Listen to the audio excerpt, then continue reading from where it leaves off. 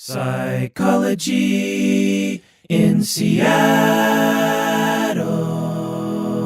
So, Berto, I recently did a 17-hour deep dive on attachment theory, and I thought that I would involve you because I did that all by myself. It's been months and months of me preparing for it, 17 hours of recording spread out over like a couple weeks. And so during that time, I was just like, well, I wonder what Humberto would have to say about that. And as a way of involving you, I thought we would assess to determine once and for all, what is your attachment style to other people? What do you say? That sounds amazing. This is the Psychology in Seattle podcast. I'm your host, Dr. Kirk Honda. I'm a therapist and a professor. My name is Humberto Castañeda, and I'm a thaumaturgy apprentice. So that's a D&D thing. All right. So I'm going to use both my knowledge of you and also this measure that's free online that's available to everybody. Okay. It's on webresearchdesign.net. And so I'm going to ask you, this is going to take a bit of time, might be like 20 minutes. Sure. But I think it'd be interesting not only to see the results, but also to give a demonstration to people to let them know like what sort of questions are involved when you're assessing someone's attachment style. Will I be in tears by the end? It's possible. Also, know that whenever a clinician such as myself is assessing for attachment style, just using a simple measure isn't the full story. You have to use multiple vectors because people will answer questions a little differently. You know, it'll become apparent like, well, that's kind of debatable in terms of where I should answer that one. So we're like, 3 meters apart here in this room. Does that count as diagnosing at a distance, like afar? So these first 5 questions I don't think are actually associated with the results, but I think that this site wants to do their own research, and so they ask you a bunch of questions about the quality of your life. So okay. Now all these questions are going to be strongly agree, disagree, somewhat disagree, neither agree nor disagree, somewhat agree, or strongly agree. Okay. So you have somewhat, strongly, and... It starts with strongly, then somewhat. No goes. So you have disagree and agree. Oh, those are the strongest ones. No. You have disagree and agree. Disagree and agree. Which is an actual answer. Right. And then you have, on either side of that, you have somewhat or strongly. So Somewhat you have somewhat agree. So I could say I agree, or I could say I somewhat agree, or I could say I strongly agree. Another way to think about it is there's 7 options, with 7 meaning strongly agree and 1 meaning strongly disagree. Sure. Depending on how you want to look at it. So in most ways my life is close to my ideal. Agree or disagree? In most ways? In most ways, my life is close to my ideal. Somewhat disagree. The conditions of my life are excellent. Yeah, somewhat. I agree. I am satisfied with my life. I agree. So far, I have gotten the important things I want in life. I somewhat agree. If I could live my life over, I would change almost nothing. I strongly disagree. Okay. With an asterisk. Now we're into any comments on those questions, by the way? On the last one specifically. Like what? Well, we've talked about this before, how in my 20s, I was always dreaming that I could go back in time and redo stuff. Like always, like obsessively. I would literally stay up in bed, not going to sleep, dreaming about waking up at some specific time in the past and then redoing and changing a whole bunch of stuff. Like what? Like I was like, all right, if I could just go back to the first day of high school, oh my gosh, I would be so organized, and I would start actually taking this other class, and I would do all my homework, and I would also, like, it was just like, I would start making these plans for how I would opt, and instead of like making plans for like how I'll have a better day the next day, like, okay, how could I have a better day tomorrow? What could I do to organize myself better tomorrow? It was like, okay, I'm going to redo my life and it's going to be so much better. And I'm going to, and so that would happen a lot. Yeah, it's sort of funny. Sometimes I'll do the same and it's like, well, God, if I could go back in time, I would learn this other skill Yeah. so that today I would know the skill. But it's like, well, why not just start learning it now? Right. What's happened though is mostly in my 30s, stuff started happening in my life that I really appreciated. And so then I'm like, wait a minute. Now, if I ever went back, I could never recreate the same set of variables, so I'd be screwed. Right. All right. So there's about 36 questions here about attachment. Please read each of the following statements and rate the extent to which you believe each statement best describes your feelings about close relationships in general. Ooh, okay. So think about all the close relationships you've ever had. So we're Okay. talking, partners, family, close friends, that Hamsters, that kind of thing. Yeah. All right. I worry that I won't measure up to people. Agree or disagree? Is this like how I'm consciously aware of it, or like things that I've processed due to therapy and stuff like that? The truest way of answering, which is Okay. Unconscious feelings absolutely are included in that Okay. And the question is, I worry that I won't measure up. to people. Yeah, I somewhat agree. I am nervous when partners get too close to me. When partners get physically close, No, emotionally close. Disagree. Okay. I often worry that my partner will not want to stay with me. Disagree. I'm afraid that I will lose my partner's love. Yeah, disagree. Well, somewhat disagree. My partner only seems to notice me when I'm angry. Strongly disagree. I find it difficult to allow myself to depend on romantic partners. Disagree. I find it relatively easy to get close to my partner. Strongly agree. Well, agree. I feel comfortable depending on romantic partners. Strongly agree. I find my partners don't want to get as close as I would like. Somewhat disagree. Sometimes romantic partners change their feelings about me for no apparent reason. Disagree. I usually discuss my problems and concerns with my partner. Agree.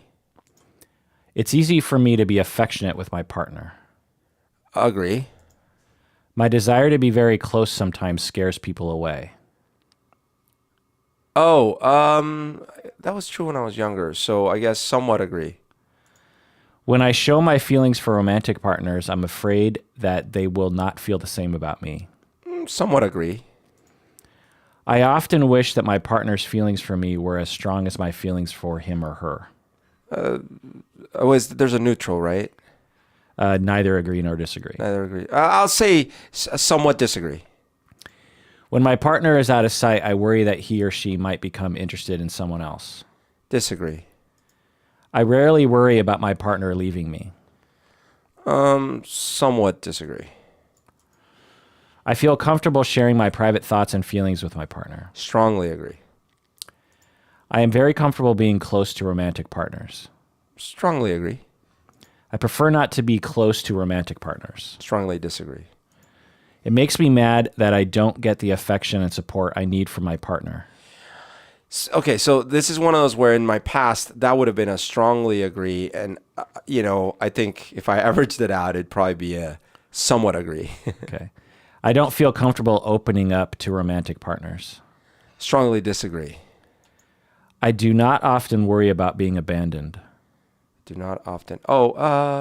Agree. My partner really understands me and my needs. Somewhat agree. It's not difficult for me to get close to my partner. Agree. My romantic partner makes me doubt myself. Disagree. I worry that my romantic partners won't care about me as much as I care about them. Somewhat disagree. I find it easy to depend on romantic partners. Agree. I prefer not to show a partner how I feel deep down. Strongly disagree. I often worry that my partner doesn't really love me. Disagree. It helps to turn to my romantic partner in times of need. Agree. I worry a lot about my relationships. My relationships. Somewhat agree. I talk things over with my partner. Agree. I'm afraid that once a romantic partner gets to know me, he or she won't like who I really am. Strongly disagree. I get uncomfortable. Or, sorry, and or if they really feel that way, then they were never meant to be. I get uncomfortable when a romantic partner wants to be very close emotionally. No, disagree.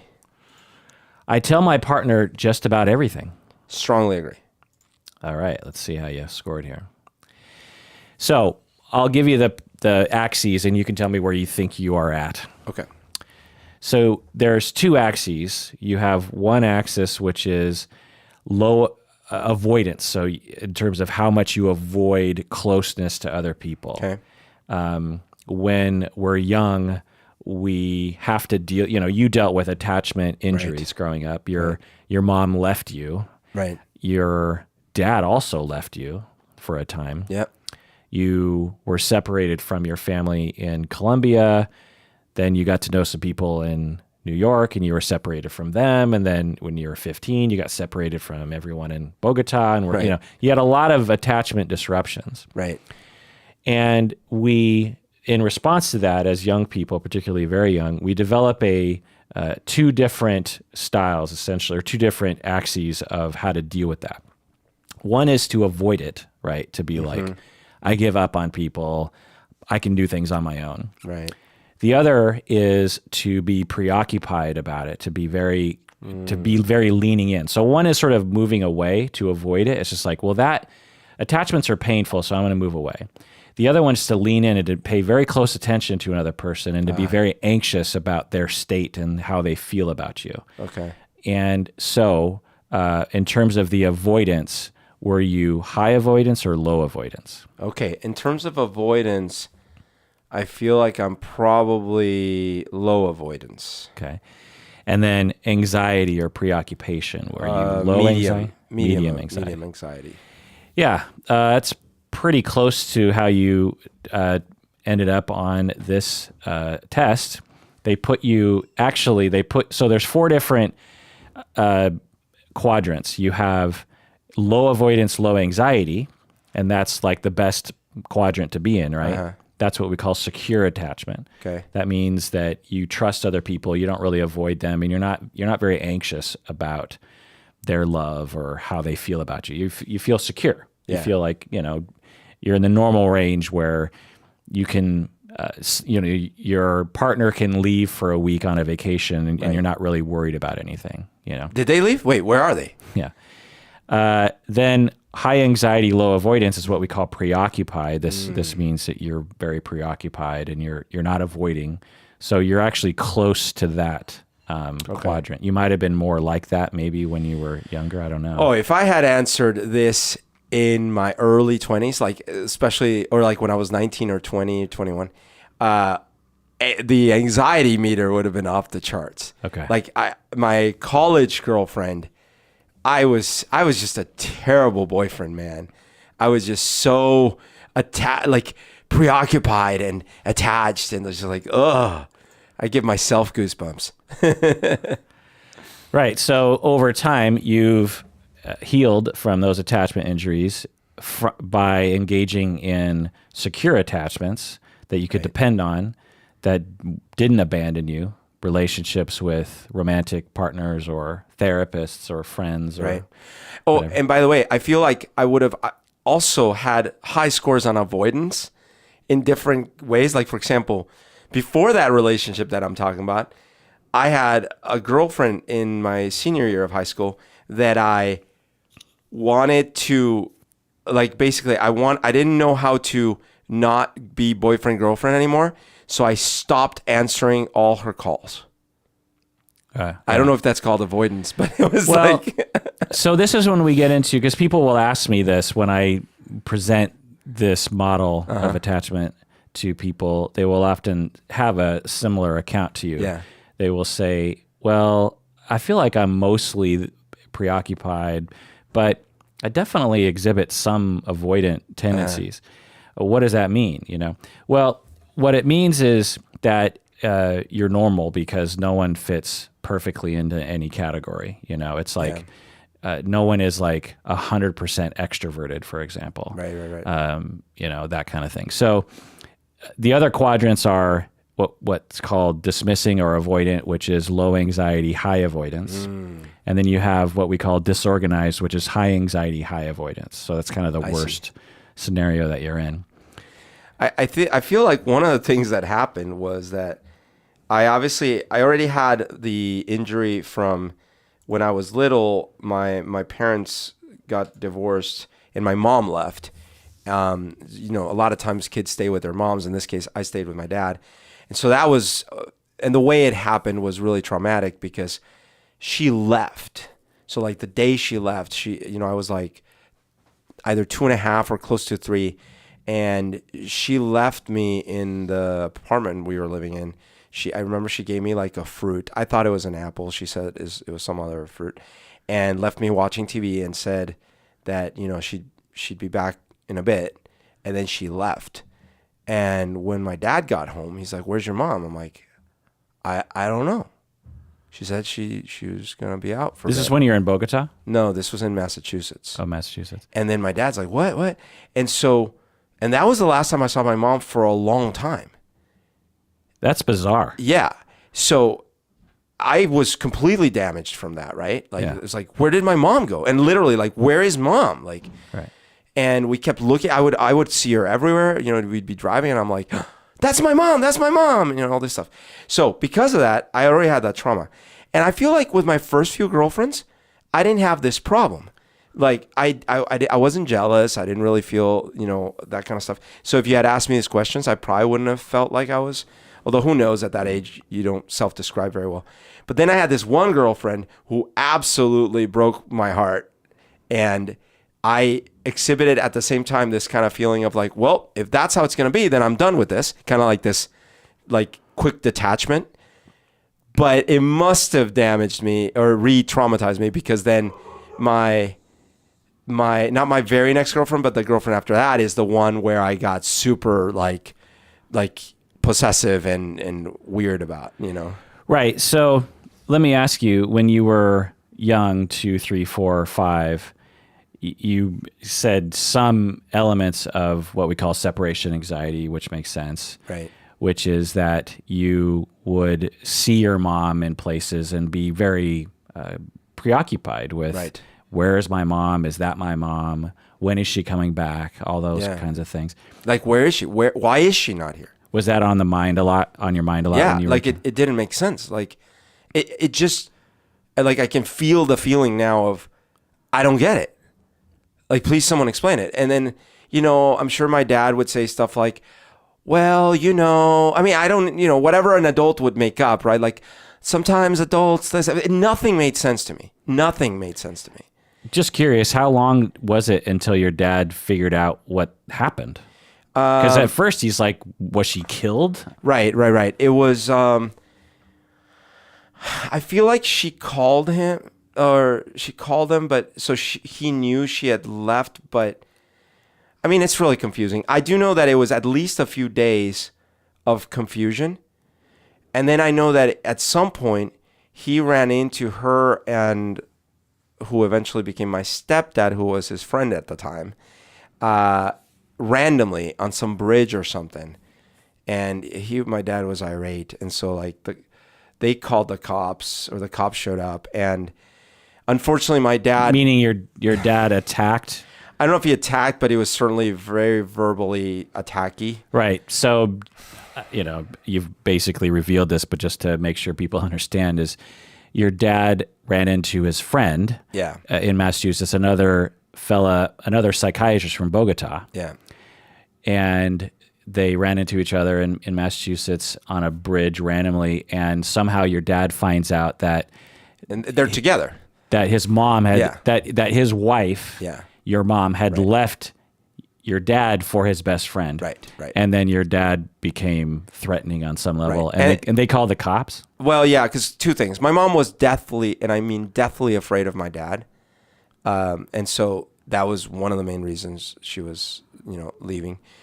She also has, talk about attachment problems. Like she grew up in a very difficult environment, and so I think she had those in spades. But one of the hard things is my dad spoke very broken English at the time, and I think she spoke better or something, and so he was unable to talk to the cop and make any sense, right? And so like this must have been so traumatizing for him. And of course, I'm sure my mom was dealing with the trauma of being afraid of him and all. I mean, it was just a mess. Luckily, I wasn't there during this scene. But that's what I know. And so I don't know how many days or weeks, but it was confusing. And then even after that, I didn't see my mom right away. It took, I don't know how long for me to fly out to, or she flew out to get me and took me to Tacoma. But I was a bit older. I mean, it was a 4. So it might have taken a year or something. Like a long time went without me seeing my mom at all. Yeah. And for a 2-year-old, that's eternity. Yeah. Yeah, I met your mom. I mean, I've met your mom a number of times, but we got to talking when we were in Bogota because I met your stepdad. Right. And my dad. And your dad. Yeah. And they were talking about how your mom was, one of the first things she told me was about her getting the job in Tacoma. And it just makes me wonder if she told me that story on purpose to somehow like say, well, that's why I moved to Tacoma. I see. It wasn't because of any other. I just got a really good medical job in Tacoma, and that's why I moved there. Across the country. Yeah. I don't. It's interesting to think about. No, I mean, her and I finally had a conversation a few years back. She had been to therapy and stuff like that. It's weird. Like, she had never actually had a conversation with me about what happened, We finally did, and it was a useful conversation. It was not maybe for her it was cathartic. For me it almost opened up more questions, but it was clear that she wasn't ready to fully go the extra mile on and I don't think she fully gets, like, she, on some level she was like, yeah, that must have been really hard, but I don't think she gets just how much my life was affected by what happened. Right. So looking at the transgenerational nature of attachment and parenting, it would seem that your mom is on the severe end of the avoidance axis. Is that correct? That's what I would say. Yeah. Right. And as she's gotten older, that has improved. Right.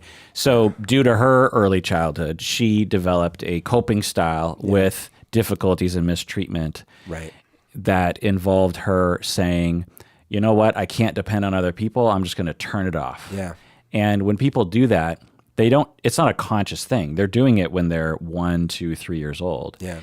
And certain neurological processes get developed, such as just not paying attention to other people. You don't really notice what's happening in the world. Your emotions shut down, even though you cut off yourself to your emotions, and therefore you cut off yourself from the ability to empathize. Yeah. It's possible that, Donald Trump actually has this condition. So the avoidant people tend to be more narcissistic. The preoccupied people tend to be more borderline and histrionic and dependent, passive aggressive. And so you would say that. So when you're avoidant, you say, when you're dealing with this really horrible experience growing up, you have this choice. You either say, well, it's either them or it's me. Right. So if it makes sense that it's them, then I am good, others are bad. Right. And then this very childish notion of self gets retained into adulthood of narcissism and self-centeredness and lack of empathy, even though they have the capacity for empathy. It's just they just don't really have access to those centers and those systems in their brain. And through therapy and through healing, they can actually access that to some degree. So when, I'm guessing, your mom ran into strife and difficulty, in her mind, she's like, well, I got to mull over all the different options. I need to get out of this marriage. Right. This other person is helping me to do that. So I'm just gonna go. On some level, I feel bad about abandoning my son, but he'll be okay. You know, it'll be all right. Well, and actually, what she said to me, and I tend to believe this on some level, at least it was a factor here, is she was afraid that I guess if she puts it this way, I could see why, but she was afraid that if she took me with her, my dad would kill her. Really? Yeah. Well, great. So that's a factor, but that doesn't mean complete cutoff, right? It means she could have called you Right. like Every day kind of thing. Yeah, your dad doesn't have a police scanner Right. to figure out where, or letters that are not with the return envelope. Of course, yeah. So there's that. And for her, because she's so far down the spectrum, she didn't have access to her empathy in all likelihood. She also probably just thought like, well, when I was a kid, I had it worse than my son did, and so Sure. it he's got it a million times better than I did when I was a kid. And also, when you're narcissistic, because that's what happens when you're on the end of the spectrum of avoidant, you're just really, really focused on your own needs. Yeah. Whereas for you, when you grew up, the style of coping that you had early in life, which makes total sense, is to become anxious and outside focused, of just like, you know, do other people love me? Are they going to leave me? What's going to happen?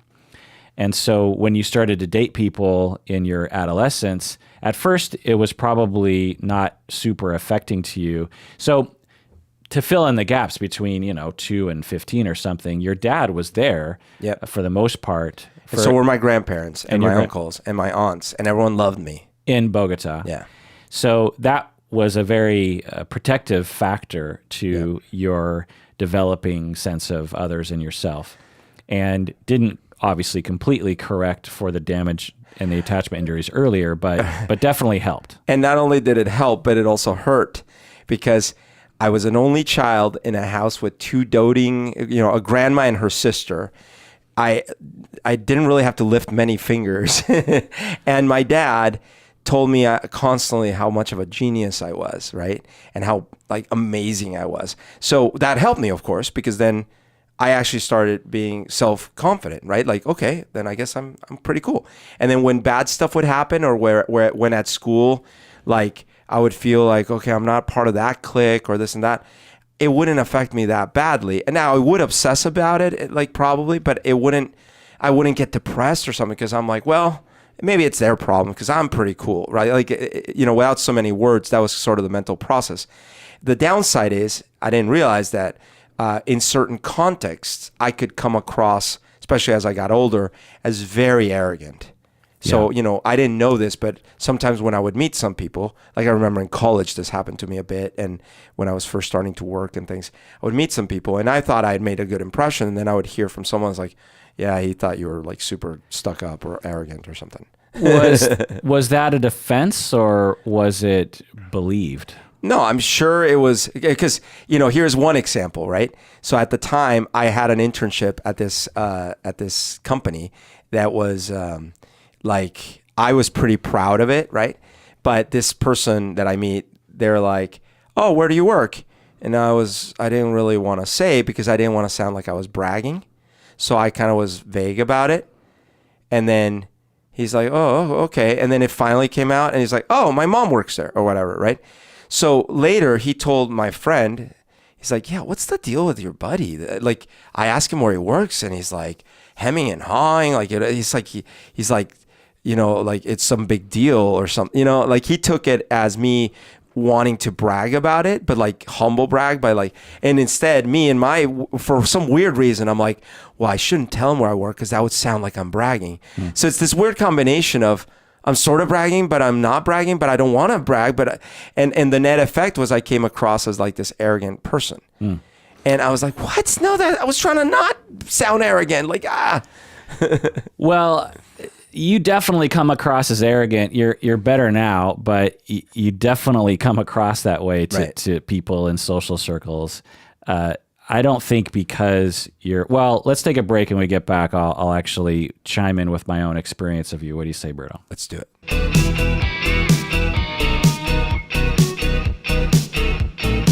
All right, we're back from the break. What would an arrogant young Berto say to the audience to get them to become patrons?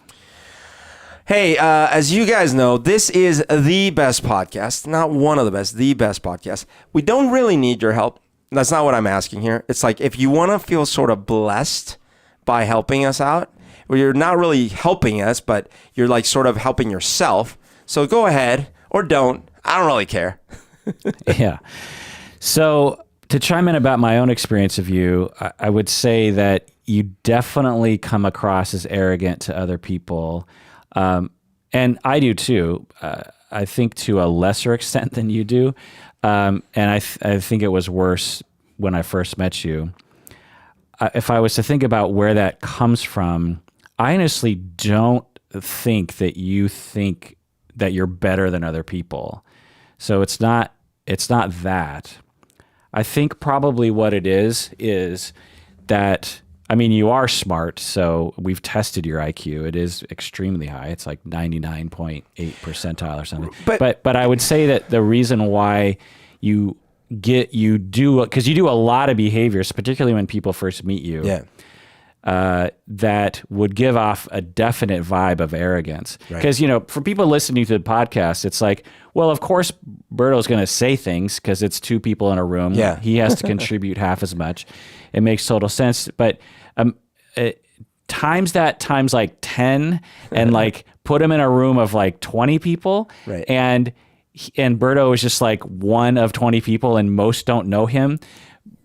Berto is even bigger in that situation. He's even more, dragging of attention towards him.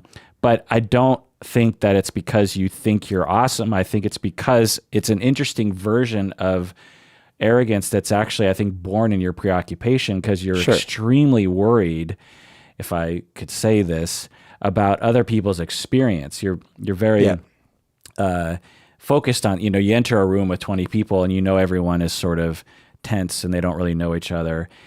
And there's some awkwardness, and then you will take it upon yourself to entertain everybody, which kind of means drawing all the attention to yourself and saying a lot of things and being loud and that kind of stuff. Does that make sense? Yeah. And it's a combination of things. For example, depending on the context, like there have been plenty of times, not so much these days, but back in the day when we used to go out to clubs or things like that, right? Truth be told is I did, like out of 20 people that I would talk to, maybe one or two had things that I found interesting to say. Now, that's not to say that I was being interesting to them. I'm just saying, like, for whatever my eclectic set of tastes of things, like most often I wouldn't really get into conversations that I would really care about. But my goal in those social settings was to have fun.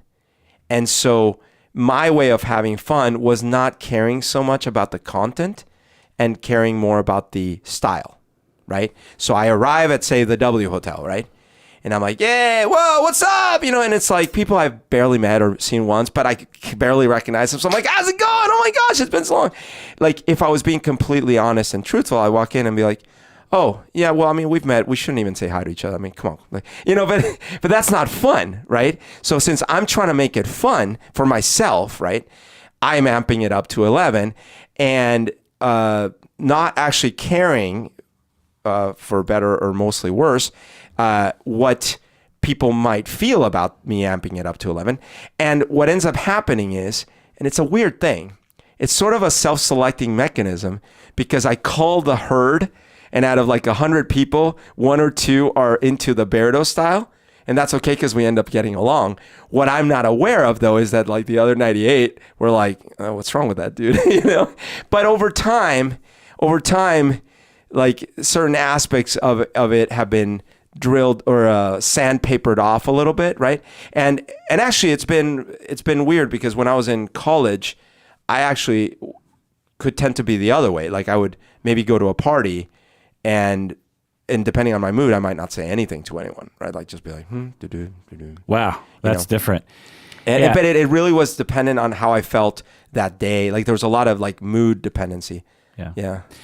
Right. So when we're thinking about attachment styles, people will often think about the 4 categories. We think about secure, preoccupied, avoidant, and disorganized. But I think a better way to think about it is how secure or insecure are you? Right. So, and then you can think about like, well, given different contexts and different relationships, I might be a little bit more preoccupied, or this year I'm more avoidant, or at this party I'm more avoidant or something. So, which makes total sense that given your early attachment injuries, but given your later attachment security with all the people in Bogota, you were probably at like this, say the 50% mark. Yeah. Where you had some secure elements, but you also had, half of insecure elements, meaning that you would worry that you're going to lose people. It would be on your mind, and you would not really trust other people when they say that they loved you or they said that they cared. You were like, well, that's just words. You could anyone could say that. Sure. And you also might have had, it's interesting as I think about you and I think about your history and the stories you've told me before I met you. I think you also might have developed or retained a sort of childish version, as we all do, but particularly given to you, your attachment injuries. You retained a certain childish notion of what romantic relationships are supposed to be like. Oh, right. And they're sort of one directional, I like this, when you're 2, you like, I love my mommy. Right. I don't really care how she feels about me. Right. I love my mommy, and so mommy's going to take care of me. Right. I feel like the stories you tell me about when you were 18, 20, 22 have a certain element of that. Sure. Do you think that's true? Oh, yeah. Oh, I mean, to the extreme. So, for example, I absolutely, and I think this isn't uncommon, but I absolutely had this, say anything movie, say anything kind of picture in my head of what you're supposed to do to kind of win someone romantically. And like in my mind, in high school, I was thinking, okay, let's see, I'm looking around. Should I ask someone out on a date? And in my mind, the answer was always, well, no, because I mean, as you know from movies, if you do want to actually date someone, you're going to have to put in a lot of work. Like you got to like build this whole montage, and you're going to have to win her over with these dramatic gestures. So, when the time is right and the person is right, sure, go ahead and do that. But for now, well, no, I mean, that's a lot of effort, right? That was in my mind.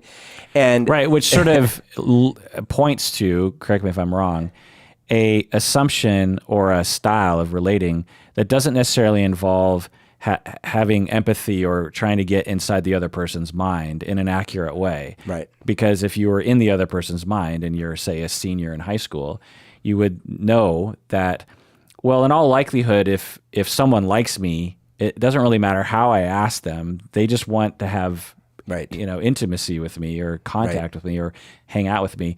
And so I just have to ask them. Right.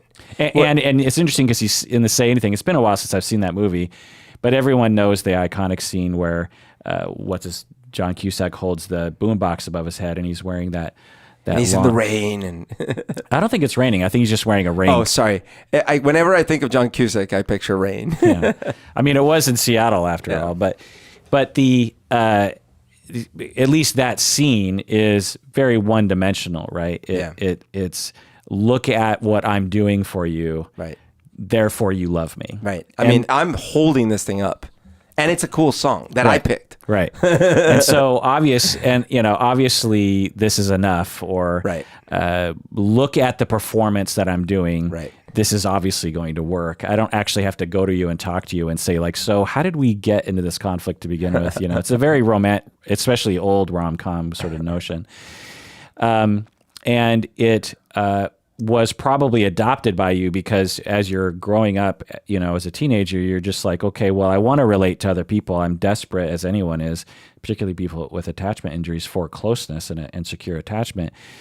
How do I get that? Right. Well, I don't really trust other people, so I'm not going to ask them. I'm not going to relate to them. I'm not going to like walk up to them and say, so do you like me? Or, that's too. And this specifically with women, by the way, because my dynamics between men and women were very different. I had my own problems with men in which as I got older, I tended to gravitate towards people with lots of issues, but certainly with women, like in junior high, I remember it was a total puzzle to me what I would even do or say. So instead, when I had a girlfriend, it was because I randomly met her at my cousin's party and then we started talking on the phone all the time or something like that, right? It wasn't because I went up to someone and like introduced myself and talked and then, oh, you're really into that. Oh, that's interesting. Oh man, we should go bike together. That never happened. That was not a thing. Interesting. And then by the time you actually handed your heart over to somebody, right, then it was very intense for you in a way that is indicative of really teenage life, but also of attachment insecurity, which my hypothesis is everyone has some degree of attachment insecurity emerging and retained throughout life. So there's no way you're like 100% secure. Dude, it's actually the worst possible thing because the way it started was not at all attachment insecure in that this was a gal that was 1 year older than me. And I mean, I had a crush on her from when I first met her, and I tutored her in geometry. And her and I, our tutoring sessions quickly devolved into massage sessions. And we would always talk. But most of our conversation topics, or not most, a lot of times, she would be talking to me about her boyfriends. And her boyfriends, she had all these adult boyfriends, in their 20s. So, and one of them was like pretty wealthy because he was like the son of some Middle Eastern sheik or something like this. All these things, right? And so I never thought I had any chance with her, but I was always had a crush. And then my junior year, which was her senior year, when springtime rolled around, one day I was feeling particularly emboldened. So I just walked up to her and I said, hey, do you want to go to the underground on Friday to go dancing? And she's like, and she literally said, I thought you would never ask. And I was like, what? And I'm like, okay. So that was our date. And then we got along great immediately because we already knew each other. We were already friends. We got along great.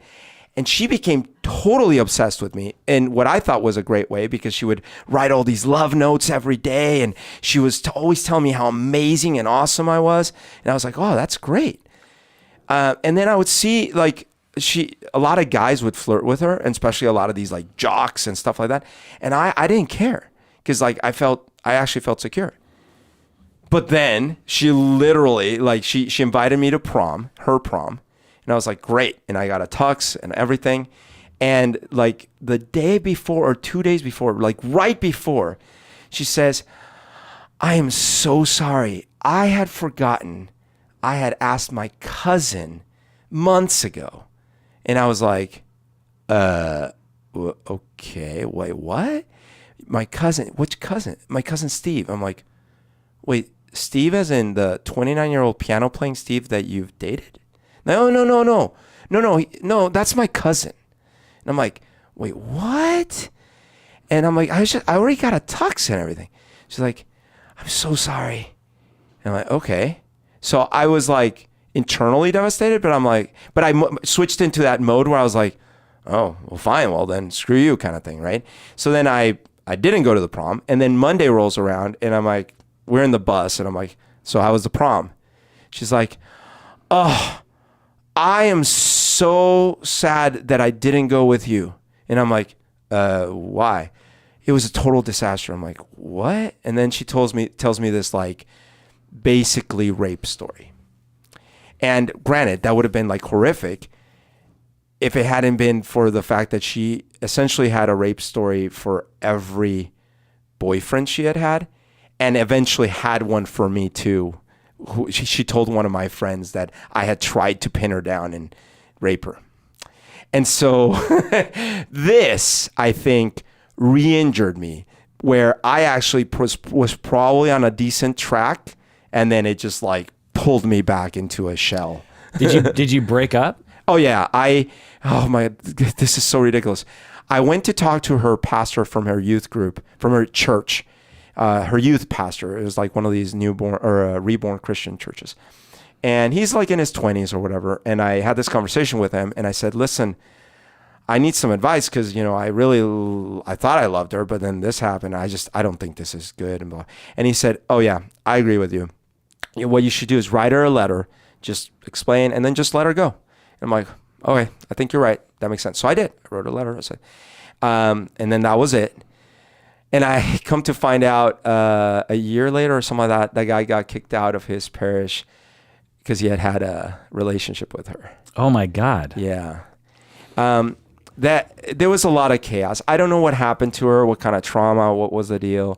She had a lot of chaos. Years later, I ran into her at our 10-year reunion, or her 10-year reunion. But since most of my friends were in that class, I kind of snuck in.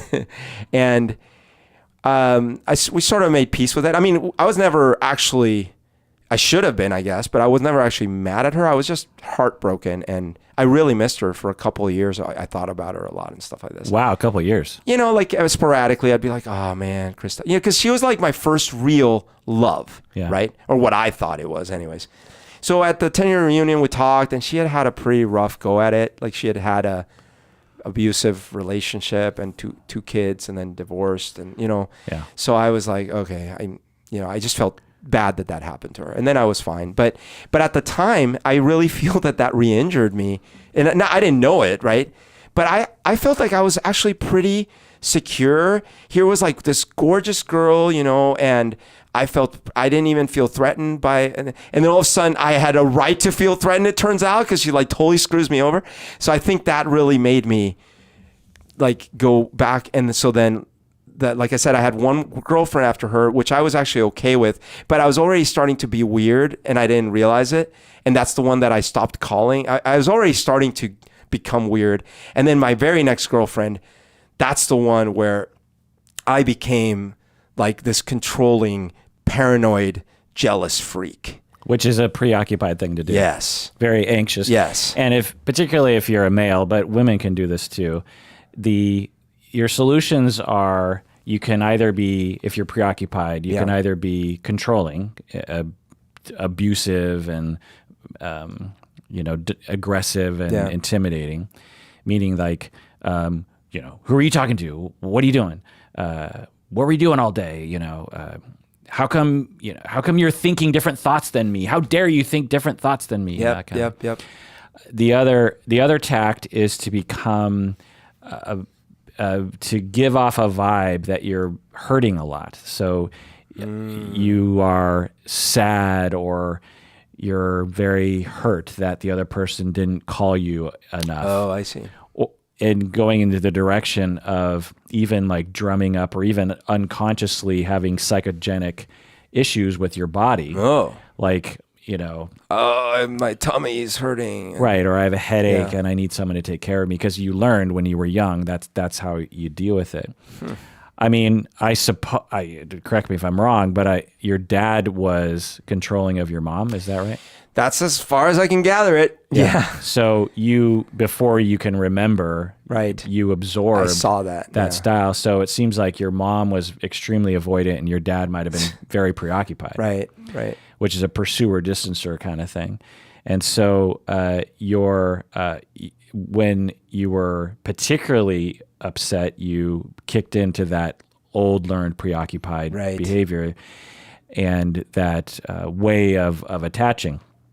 And the story that you told is actually pretty common. So, Freud called it the latency period, where not a lot happens. There's this period of neuronal development or life circumstances where you're 5 to 15, and you're basically, unless something really weird happens, you're basically fine, especially in your circumstance since you had your family.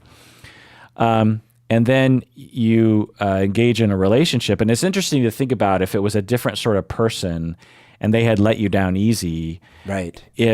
or you had broken up with that person. Yeah. If you had had that next relationship, you would have been less controlling. It's interesting to wonder about that. And because you can absolutely be attachment injured later. But here's a hypothesis. There's no way to know. Is that you retain that attachment insecurity from your childhood. It was sort of in the background because it hadn't really been poked at yet. Yep. You hadn't had any severe abandonment issues up to that point. And then you met someone and you really liked them and they sort of sucked you in. Right. The other thing is you might have actually been attracted to each other because you had similar issues that sort of matched up. Yep. She obviously has some kind of issue with attachment that she would so readily abandon you and lie about it the whole time, which is very particular, meaning that she must have been lied to and abandoned and that kind of thing, abused, obviously. And so you might have actually sniffed her out and been attracted to her because of that. She might have sniffed you out because you had similar abandonment issues. We tend to reenact these relationships compulsively. Freud called it the repetition compulsion. And so it was potentially a ticking time bomb that was just waiting to go off. It's like you're sniffing around for someone with a similar abandonment issue, and you meet them, and consciously you're like, "Oh, this is going great." Right. But there probably were signs, if you could go back in time, of just like, well, if I look at the bigger picture here, she seems to be not quite sincere, because I heard from another person that she was this way with this other guy last month. So how does that make any sense? And then you get attachment injured, and it's very devastating to you, and it's very hurtful. And it's to some extent, and a lot of people go through this when they're teenagers, it's almost, it can be just as bad in terms of the attachment injury, because when we're entering those teenage years, we're thinking about the next phase of our life. We're thinking about like, okay, it's time to have a long-term relationship. It's time to maybe get married eventually. It's time to build a family. And you start thinking, okay, well, I need to meet someone that I love and that we can get along with. And I wonder what I have to offer. Am I attractive? Do people like me? I don't really know. And then you meet someone, and it's like, I guess I am attractive. I guess I am lovable. Right. Because you've never had that kind of relationship before. You've had family and you've had parents and stuff, but friends, but you've never had like an intense long-term romance. It's your very first kind of foray into it. Yeah, real. And then to have that person just completely drop you like a sack of potatoes on the side of the road, you're just like, whoa, I guess I'm not that lovable. Right. I guess I can't really depend on my personality or my natural sense of worth.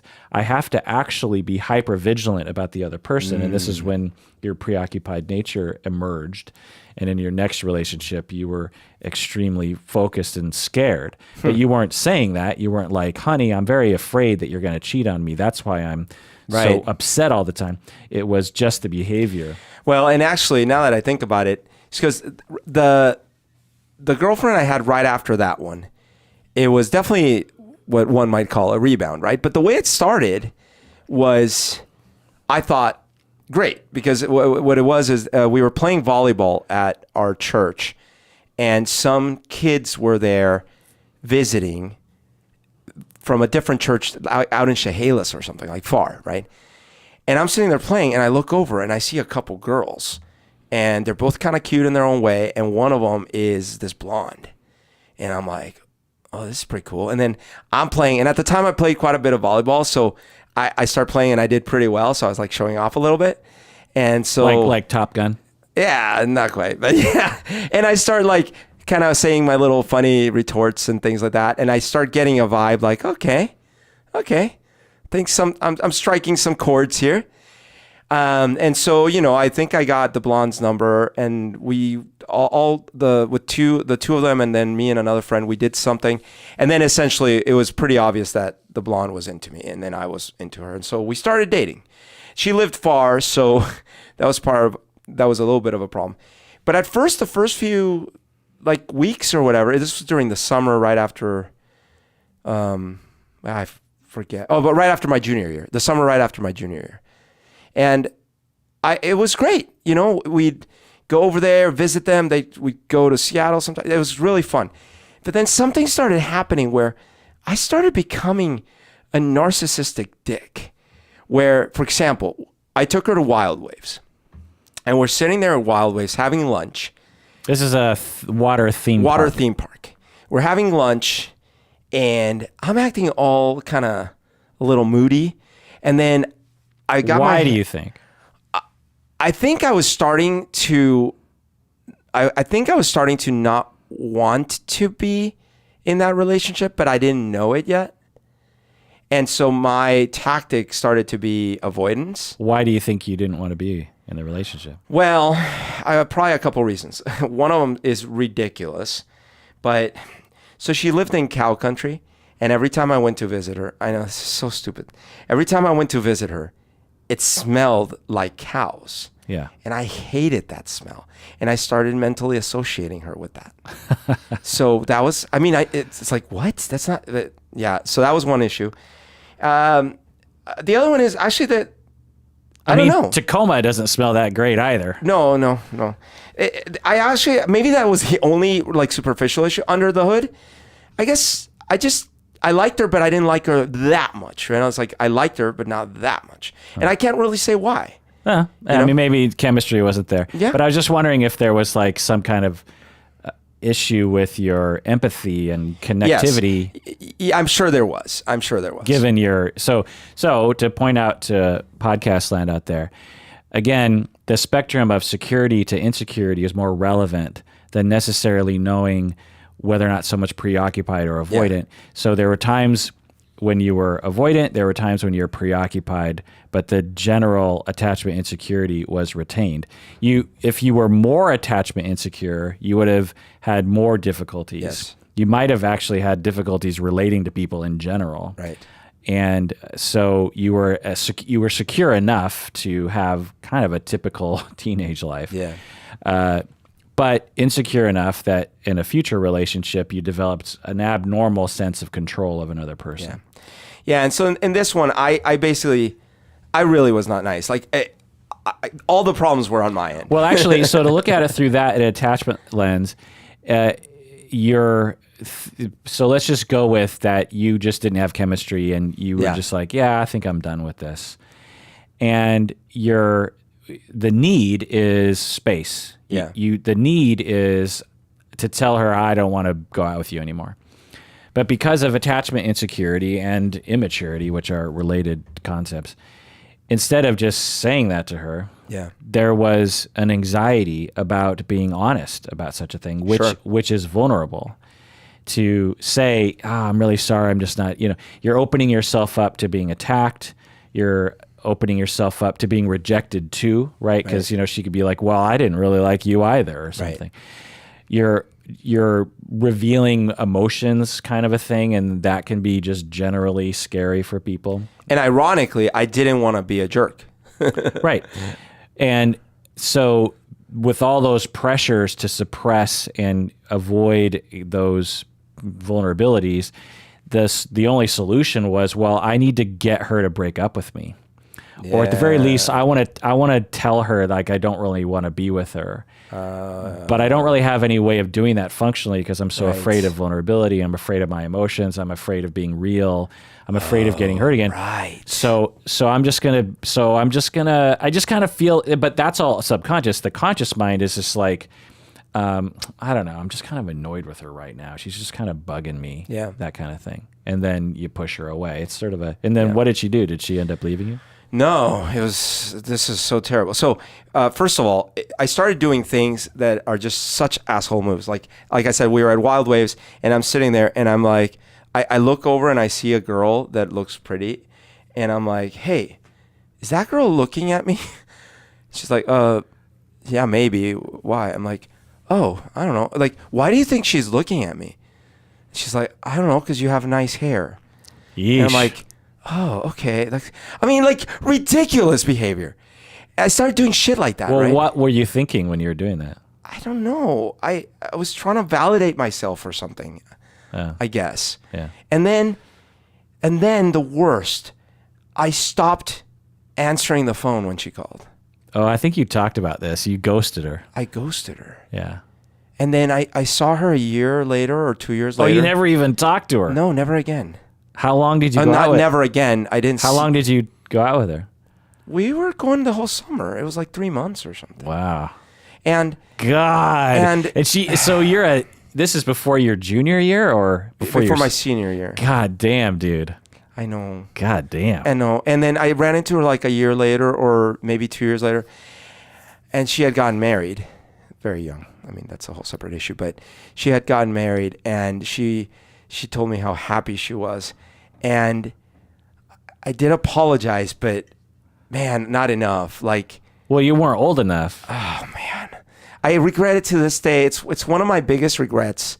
Like it's not that I wouldn't have broken up with her. It's just how I did it was like the worst. Well, to let you off the hook a little bit, your mom completely ghosted you. Ghosted me, yeah. And that was a learned, modeled for you behavior. Yeah. Also, you, because of your attachment insecurity, didn't really trust anybody with your vulnerability, and to reach out to her it's a vulnerable move. It's easier.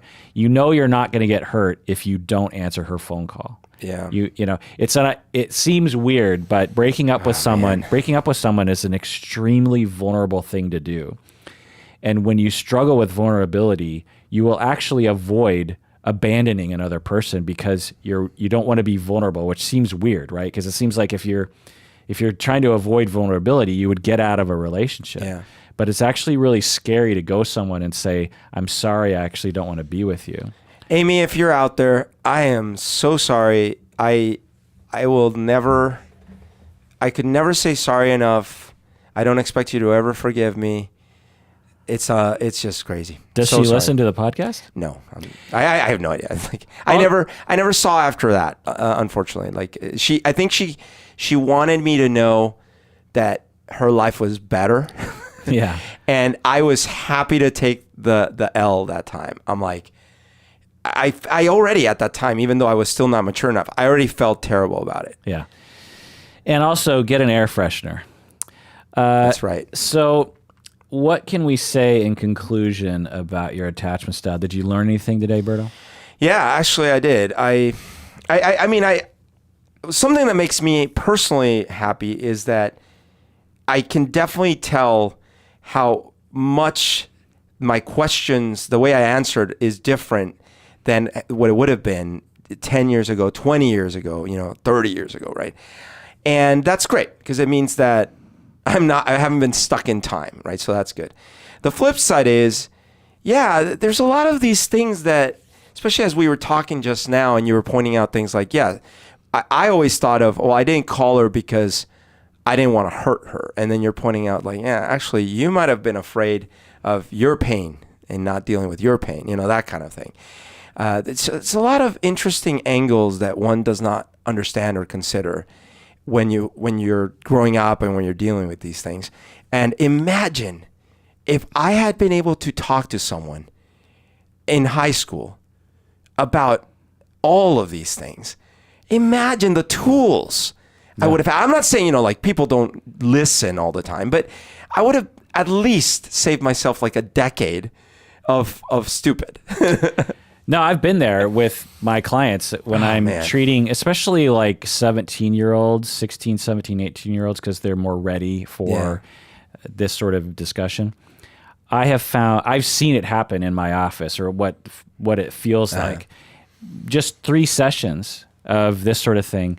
And while we're in session, I can see these transformations very quick. You can see their gears turning. Yeah, because they're so ignorant and they're so locked in that style, and they're so unaware of their emotions and everything, which makes sense. It wasn't that long ago that they were just born for crying out loud. So that little bit of therapy when you're a teenager, I've seen people just completely change. Because like you said, it's like, imagine if I had just had one session with a therapist and they were able to point out to me this one notion that I worry about vulnerability because of what happened to me when I was younger. Right. And that's why I'm being a jerk to these other people. It's not a good thing I'm a jerk to these other people, but there's a reason why it's happening. And if I actually have compassion for myself and say, it's okay to be afraid of being vulnerable to other people, Yep. but there's not really anything to be that afraid of. Yep. And so I'm going to bite the bullet and I'm going to call that person and say, I'm sorry. I mean, totally. And the other thing I'm realizing is this was 2 years into me having moved here. I moved here when I was 15. At this point, I was probably 17. And left all my family and friends in Colombia. And I had not been back to visit. In fact, I wouldn't be back to visit till I was 21, 6 years after I moved. So I was 2 years into having, once again, all that attachment or all that support system that we were saying at least I had lost it. And I was now living with my mom who, I do love her, but at the same time, she has these problems with giving, affection and being close and stuff like that. So I think there were a lot of ingredients building up that were either re-triggering me or just bringing out those things that were probably going to come out anyways, but making them even worse. And I'm surprised I actually was not worse. Like I'm surprised it didn't even get worse than that. Well, as I said, it is a testament to the good moments that you did have growing up. Right. So, well, thanks, Humberto, for being vulnerable on the podcast with everybody. And thanks for joining us out there. Please take care of yourself and heal from your attachment injuries because you deserve it.